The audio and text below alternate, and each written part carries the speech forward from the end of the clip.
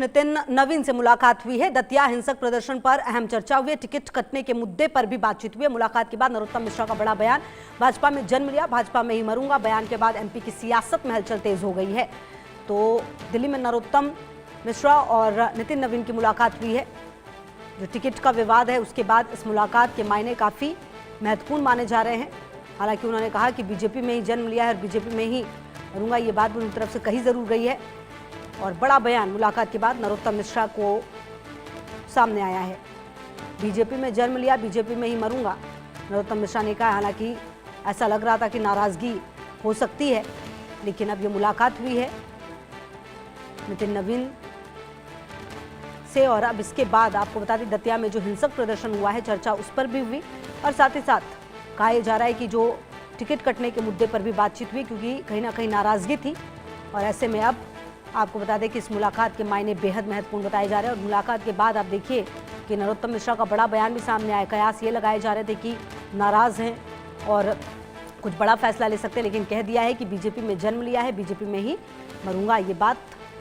और बयान से सियासी अटकलों पर अब विराम लगता हुआ फिलहाल नजर आ रहा है, क्योंकि बड़ा बयान नरोत्तम मिश्रा की तरफ से भी दिया गया है। क्योंकि लगातार आपको बता दें, जब टिकट कटा तो उसको लेकर सवाल थे।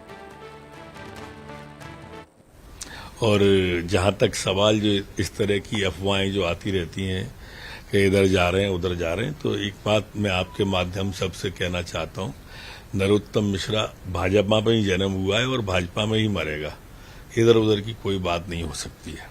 इतना मैं आप क्या पहचाना चाहता हूँ। लेकिन कांग्रेस की तरफ से नहीं, कोई निर्दलीय, कोई आजाद, कोई कुछ नहीं, कोई पार्टी नहीं।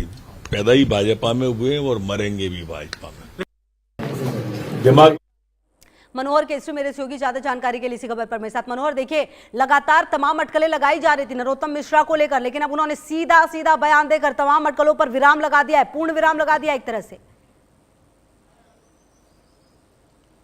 देखिए, मैं दिल्ली के मध्य प्रदेश भवन में मौजूद हूं और कुछ देर पहले यहीं पर नरोत्तम मिश्रा ने हमारे साथ बातचीत में इस बात को कहा है कि मैं भाजपा में हूं और भाजपा में जन्म लिया हूं और यहीं मरूंगा।